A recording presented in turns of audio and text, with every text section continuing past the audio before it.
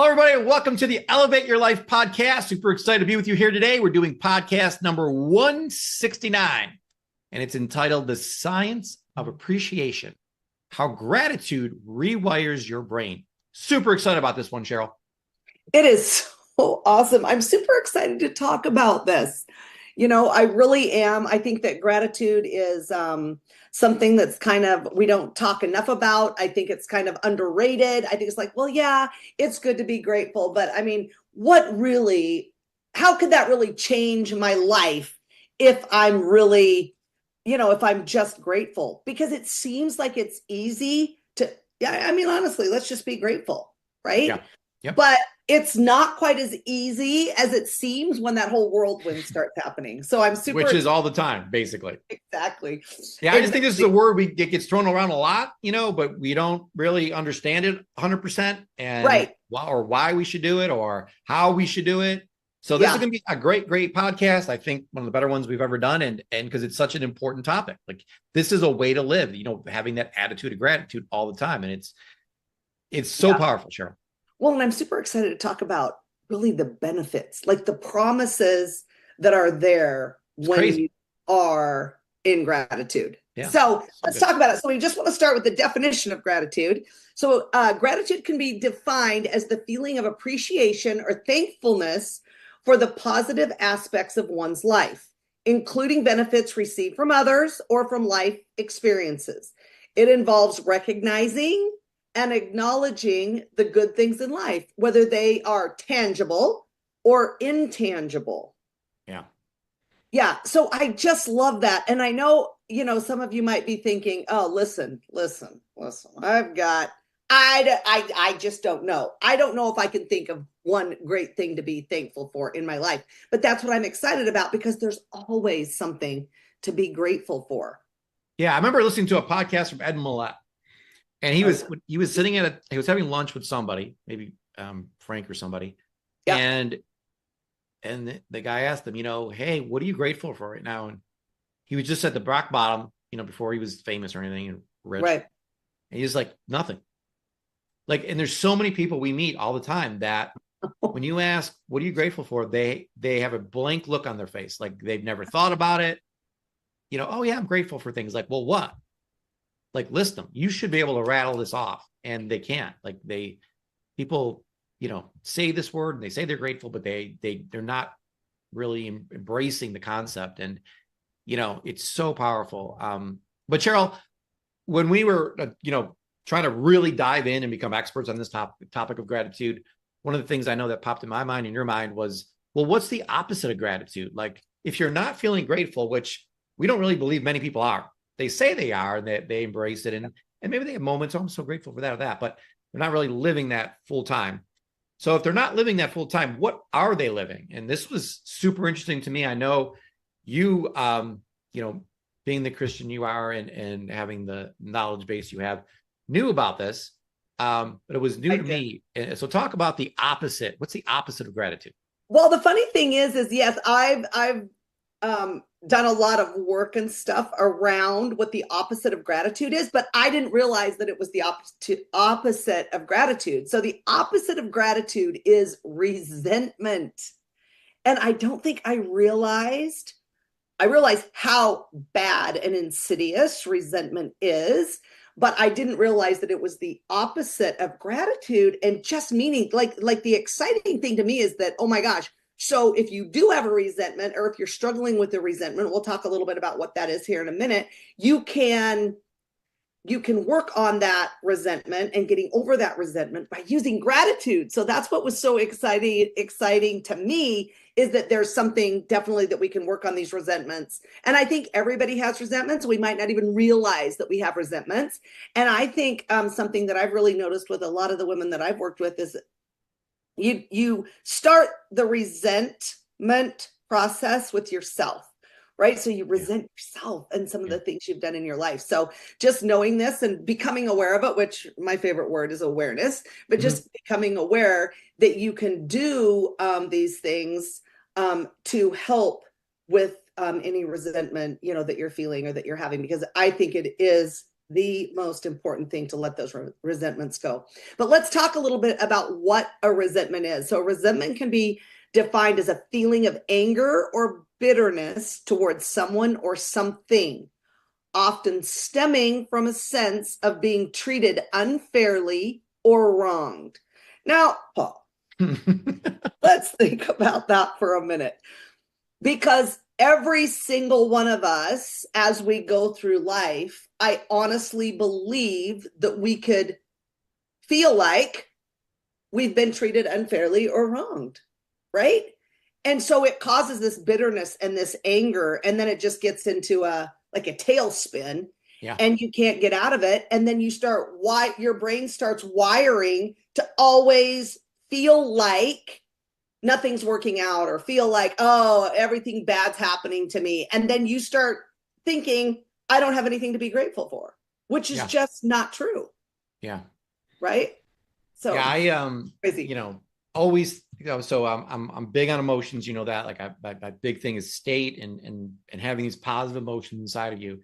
So I'm always studying people and finding out, well, where's their home? Where do most people live? And, I work so closely with Tony Robbins, and we talk about fear being the driving force in most people's lives, or anger, or overwhelm. But after the research I've done on this topic, and it's intensive, resentment, all of a sudden, I believe, is the number one feeling that most people have in their lives. Like, that's the emotion. They just, because how many things can we point to in life that you have anger or bitterness toward, and you hit the nail on the head, like, even yourself. It doesn't even need to be someone else. Of course, I'm sure there's other people and other things in life that you're resenting. We just had this huge election, and half the country, is resenting the person that won, or people who voted for them, or, so you can point to so much resentment out there in the world. I just think it probably is the number one emotion people feel, which, if you feel resentment, you cannot feel gratitude. Right. So it's one or the other. And, I think people want to actually feel grateful, but they're filled with so much resentment that it makes it impossible. Yeah. And I think it's super, super important to just become aware of what resentment is and the feelings that you're having around something. So a resentment can be anything from negative feelings toward a person, situation, or event. Hello. Okay. Hello. So think about that. Or it could be a sense of injustice or unfairness. Yeah. There's a lot of that going on. And letting go of the past grievances that you've had. This whole thing about forgiveness, it's so important, not even for whoever's harmed you, but it's so important for you, because it eats away at you. And resentments really eat away with you, right? So important. And I really believe, Paul, that if you have resentments, wherever you're at in your life, you really cannot move forward if you have these resentments. And I think a lot of times people use different addictive behaviors to make the resentment seem not so bad, or to deal with the resentments that they have. And I think a lot of times they don't even realize that they're doing that. Yeah. So it's just crazy. But it could be like, when I read these things and when I was thinking about these things, I'm like, oh, okay, well, a sense of injustice or unfairness. Well, yeah. Well, the feeling I just got, Cheryl, to be honest with you, just watching you read those things, what I'm grateful for is that you don't have any resentment in your life. It doesn't seem. Yeah. No, I'm making a joke there, because the way you're so much passion behind this that I'm thinking you may, I don't know if I'm reading between the lines here. You may be speaking from some experience. I have a lot of experience. But the thing about, and just on the last note here about resentments, unlike gratitude, which fosters positive emotions and personal growth, resentment can be so detrimental to one's mental health, right? Mental health. And that's like a buzzword these days. So think about that. If you have a resentment, it's super detrimental to your mental health, and also to any relationships that you have. Yeah. And it's just a domino effect. It starts off with the little ones, and then you build it down this resentment road, and it just takes you so into such a dark place that, people say they can't get back. It's difficult to get back. Of course you can, but I can see how they fire and wire these resentments together, and how people get into these really bad places in life. Well, and I know that sometimes around the holidays, especially, it gets so hard for people to really come together as families and things like that. And I've always thought, oh my gosh, that's so sad. But I do believe it's because of maybe some resentments that somebody has, or resentment that you're feeling. I was just looking at, and I love to talk about this, because if you're out there and you're saying, oh, I don't have any resentments, I'm good. Okay, that's fine. And I completely believe you if, in fact, you have been working on this for a while. Yeah. Because you can't just say, I don't have any, and then that's it. Because you do. Like, an example, I just want to talk about a couple of examples of resentments here, just to give you guys an idea. So what about like harboring anger towards a family member who made a hurtful comment, right? Something that they said 20 years ago. You can't even remember what it was, but you do remember the feeling you had. Yeah. And so that's a resentment, right?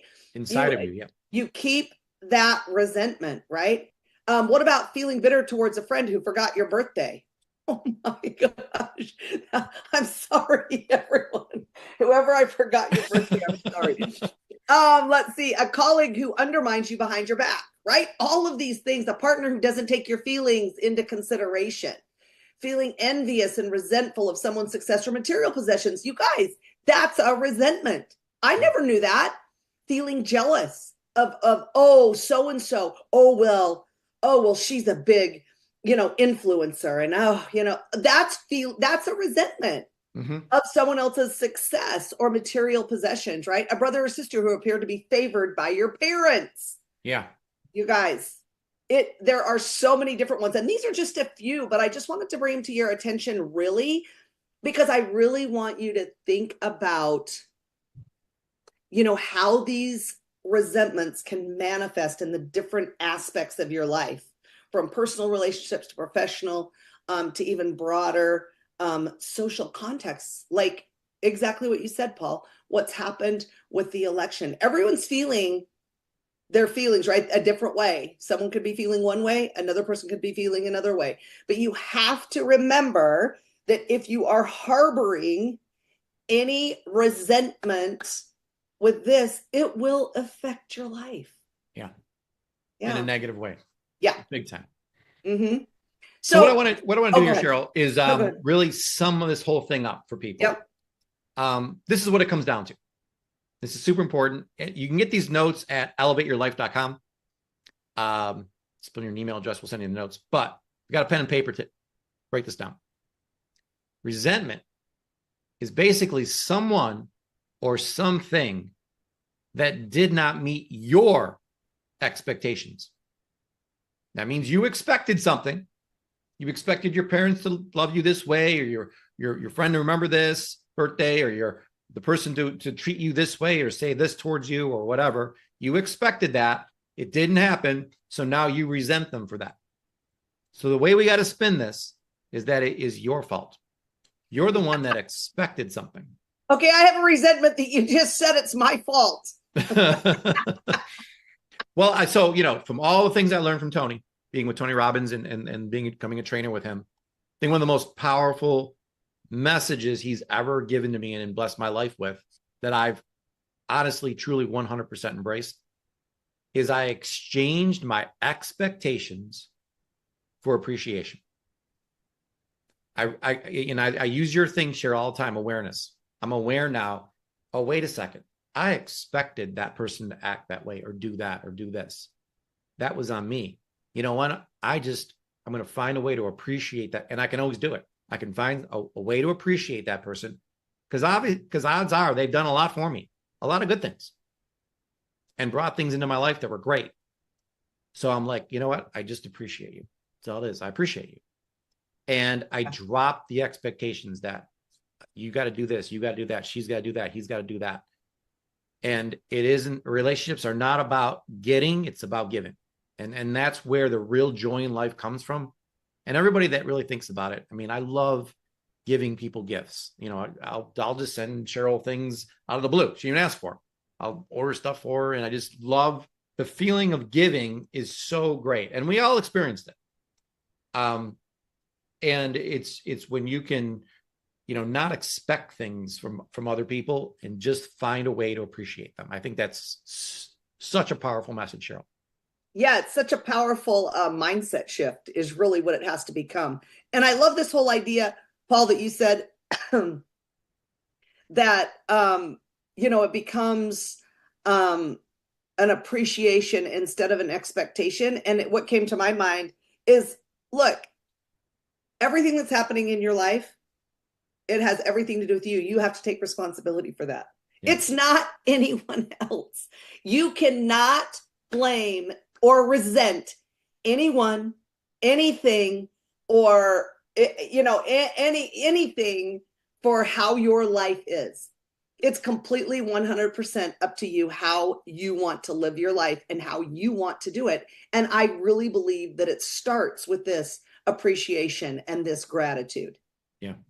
And by really, and I think if you do that, you'll see some amazing things happening in your life. So Cheryl, what are some ways that we can do that? How do we exchange? It sounds great, exchanging expectations for appreciation, but how the heck do you do that? Well, right. You just have to, you already said one way is that you have to really recognize expectations. You have to recognize that you're expecting something and then not, right? And then just be appreciative for the situation and for your part in the situation. Practice mindfulness, right? We have to stay in the present moment. We need to focus on what is rather than what should be. Yeah. Well, right. Which is hard. We need to reframe situations. Instead of dwelling on unmet expectations, look for aspects to appreciate. And remember, you're not going to have any unmet expectations if you don't have any. Don't go into anything. Don't go into your life with, oh, well, I expect this and I expect that. And you know what? The hard thing for me, Paul, is I expect things of myself. I really do. And I'm like, listen, this is the way it is. And I expect it. Then when I can't deliver, I got into this thing of, oh my gosh, then I'd feel bad about myself. And I'd feel, so just appreciate, who you are and what you can do. And if you fail, we all will, right? It's fine. We just recognize that and then just come back even stronger next time from all the things that we learned from going through something like that. Yeah, there's so many things like we talk about every day. The 10 things happened today. 1 was bad, 9 were good.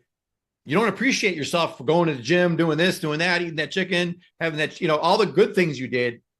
You don't appreciate that at all. But heck, that one thing that I did wrong, I'm all because I expected to be perfect, or I expected, instead of appreciating the things you did do right, you're focused on the one thing you did wrong. And then you get into this whole resentment thing. And you resent yourself. And there's enough things and people out there to resent, start with not resenting yourself. That'd be a great place to start. Yeah, I really would. Jeez. All right, a couple more real quick. Cultivate curiosity. So just approach experiences with an open mind. That's super important to learn rather than to judge, right? It's a learning experience. There's no need for judgment. Express gratitude daily. So we always talk about this, Paul, just having a really great time, just a few minutes a day, even just to sit and really write down some things that you're grateful for. I know that Jim Rohn always says that before he gets out of bed in the morning, he says 10 things that he's grateful for. And it's 10 things that cannot cost money, which I thought was super cool. Oh, wow. That's cool. I didn't hear that part. Yep. So I love that. And then, of course, let go of comparisons. There's no need. You are absolutely fantastic, whoever and however you are. Don't compare yourself to anybody. I think it's such a disservice that each of us do.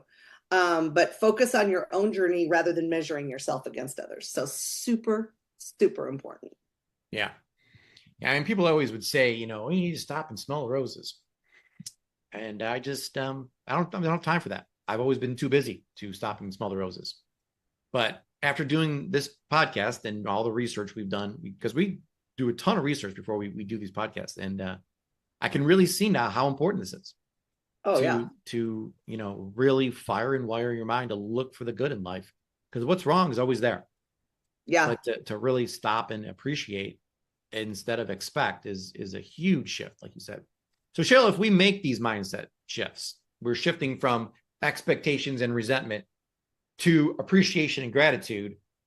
How is that going to transform us? Like what good is that going to do?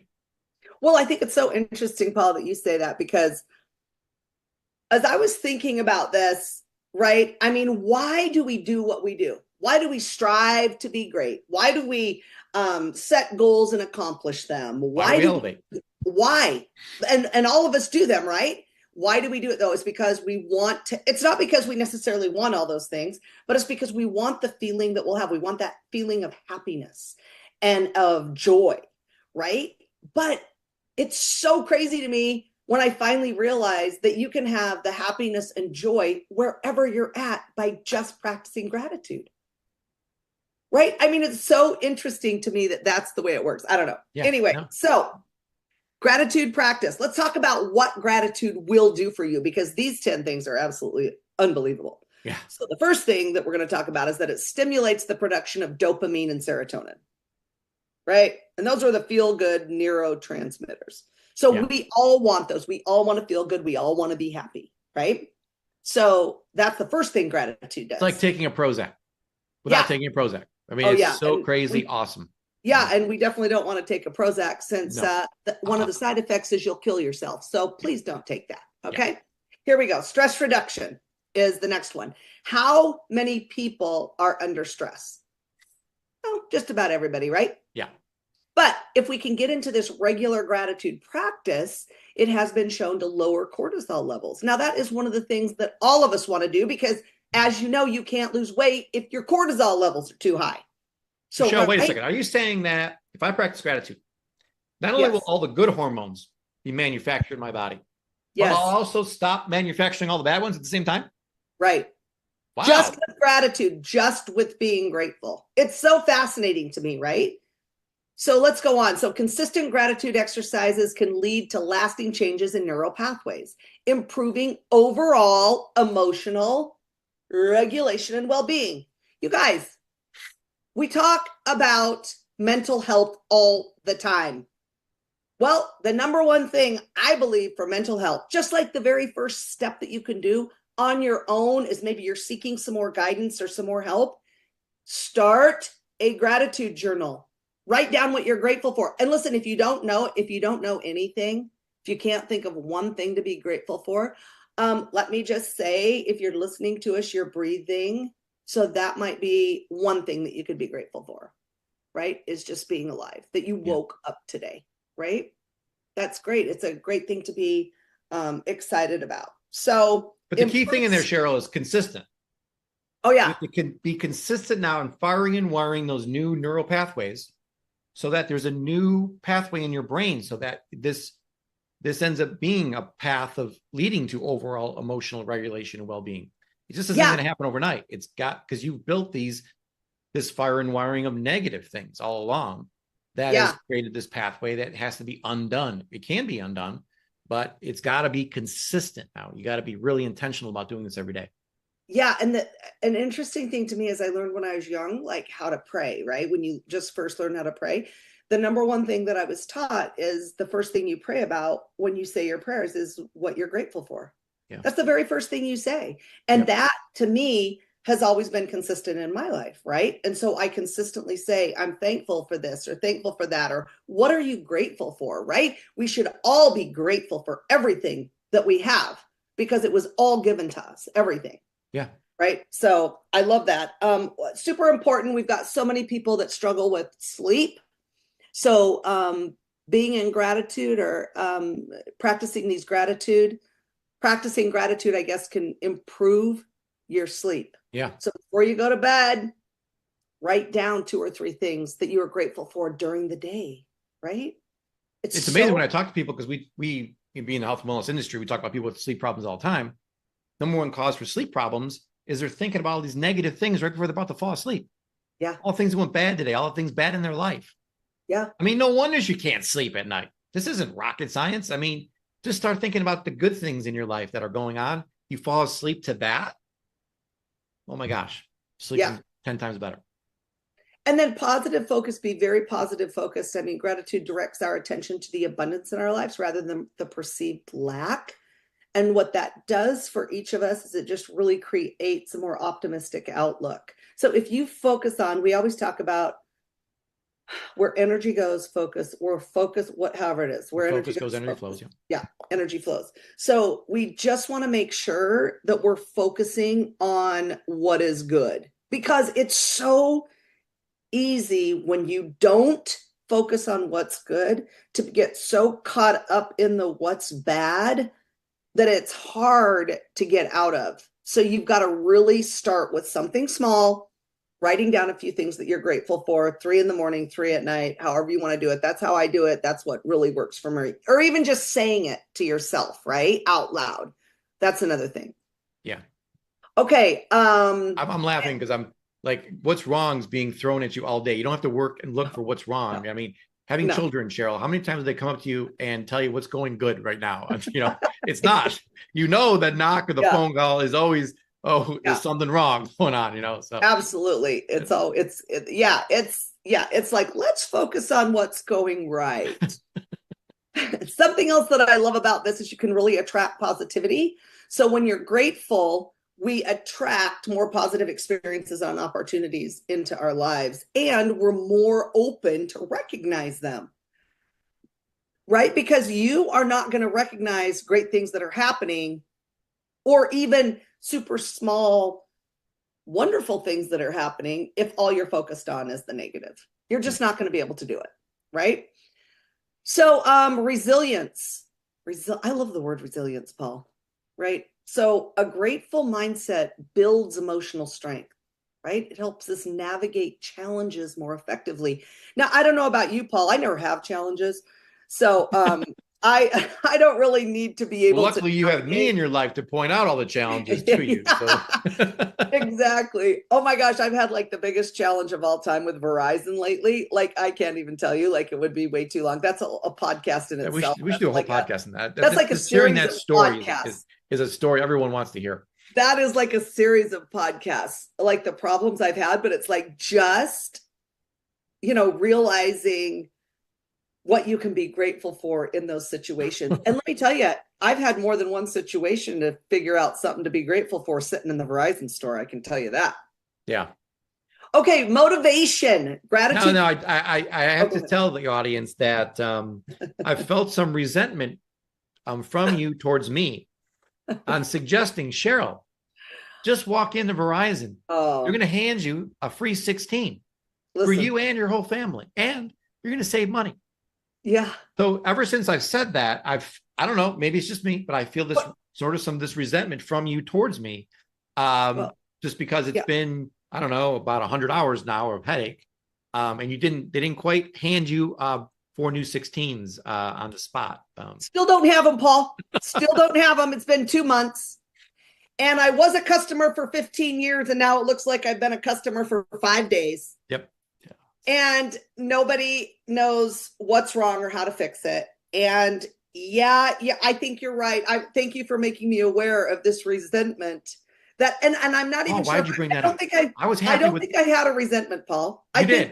You like, I love my 11. I was happy I'm fine with it. I have an iPhone 11. It's totally fine. And let me tell you what I did say. I didn't necessarily think I have a resentment, but I said, I will never do anything Paul tells me to do again. That's called resentment. Oh my gosh, that is so funny. Okay, but guess what? I am going to get the iPhone 16 come hell or high water. Okay. Now we're on a mission now. Still working on it. Still working on it. Positive. It motivates you. Gratitude motivates you and inspires you to make the most of what you have, even an iPhone 11. And it can spur personal growth and achievement. Right. So I love that. Contentment.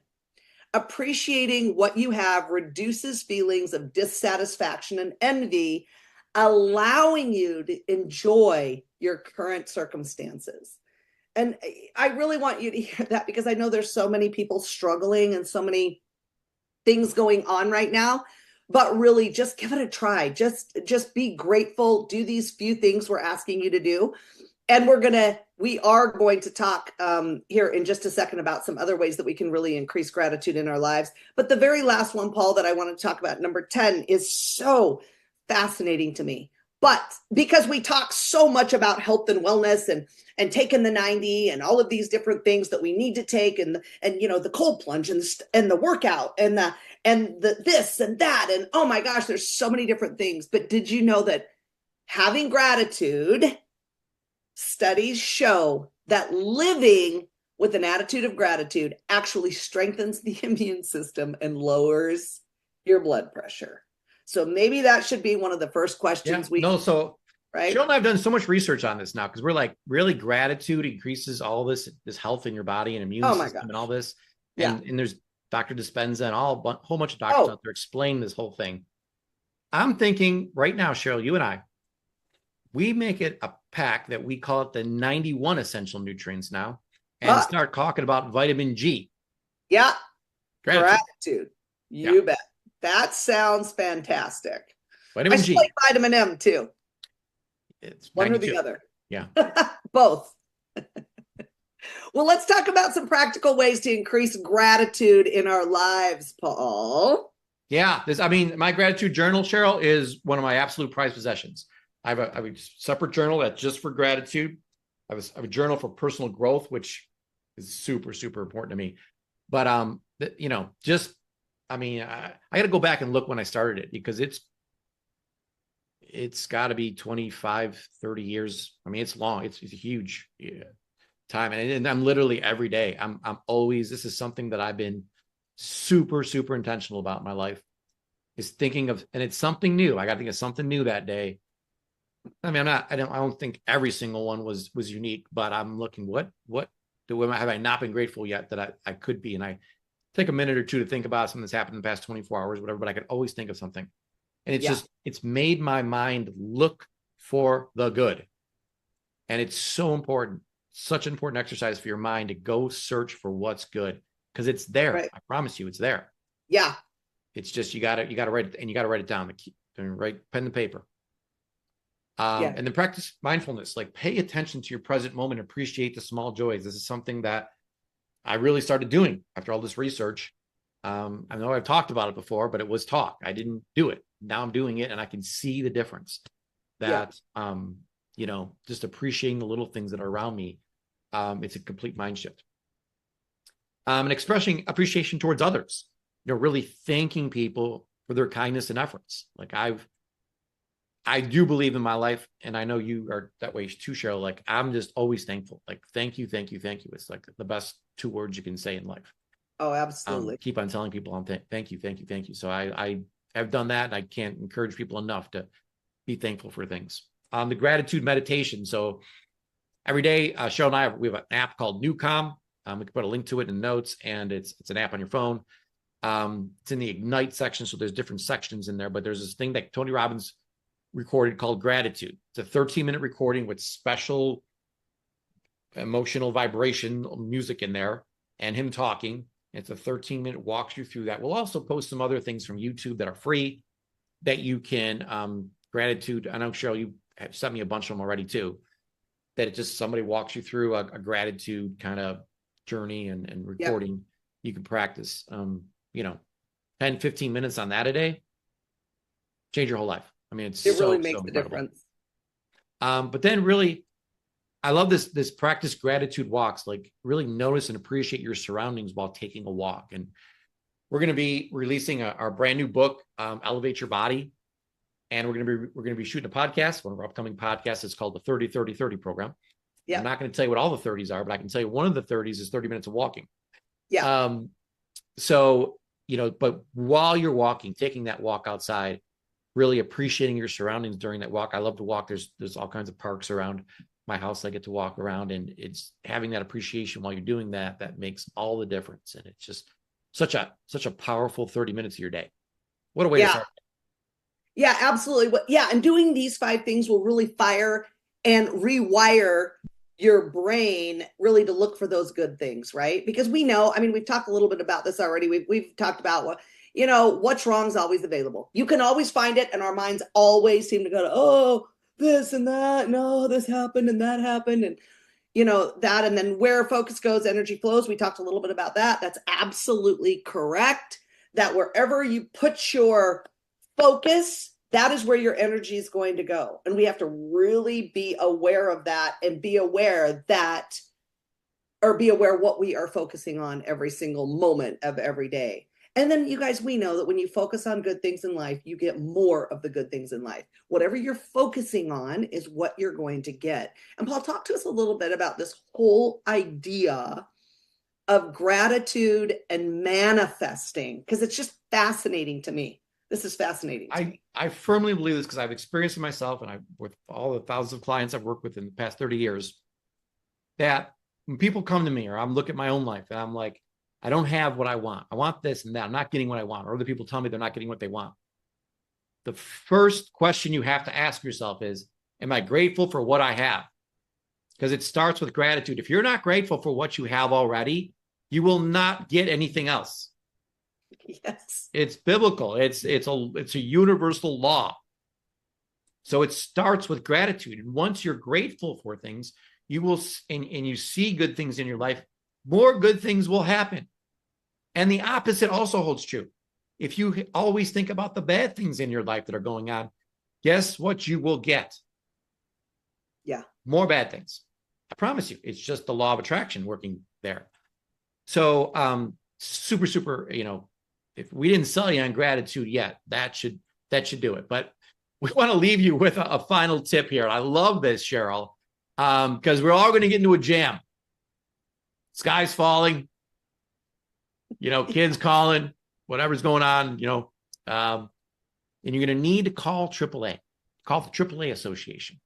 So we used to do that when we're taking trips. Luckily now we have maps and on our phone that direct me, because God knows I can't find my way out of a paper bag.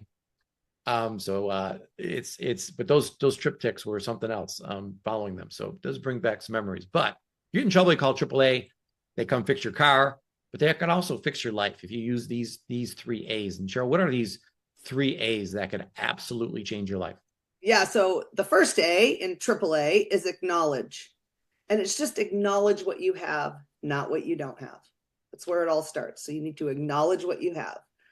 You need to appreciate what you have fully. That's number 2. So acknowledge is 1. Number 2 is appreciate fully what you have.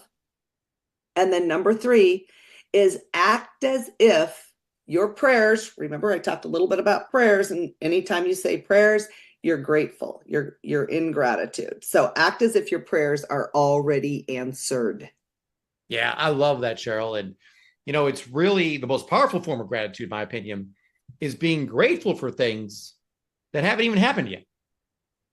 Right. When you can get to that level of gratitude, your whole life will change, because now you're keeping things in the present tense, where you're grateful for, the awesome health that you have. Even though you've just been diagnosed with this or that, you already are grateful for the healing that's happened. Like, it's happened already. It hasn't, but when you start thinking as if it already has, that your prayers have been answered, that's when life really changes, and just quantum leaps happen in your life. So that's awesome advice, Cheryl. I love this whole podcast. I hope people not just listen to this once, but multiple times, because I think there's so much great content in this podcast. So we want to leave you with a call to action. So we got this idea.